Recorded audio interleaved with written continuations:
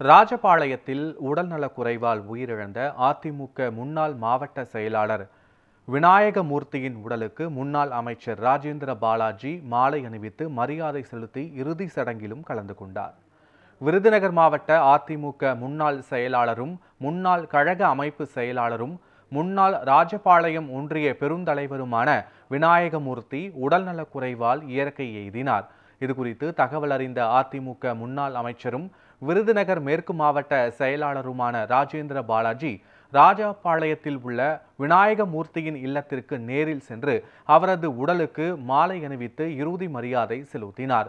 இதனைத் தொடர்ந்து அவரது இழந்து வாடும் அவரது குடும்பத்தினருக்கும் உறவினர்களுக்கும் ஆறுதல் கூறி இறுதி சடங்கு நிகழ்விலும் ராஜேந்திர பாலாஜி கலந்து கொண்டார்.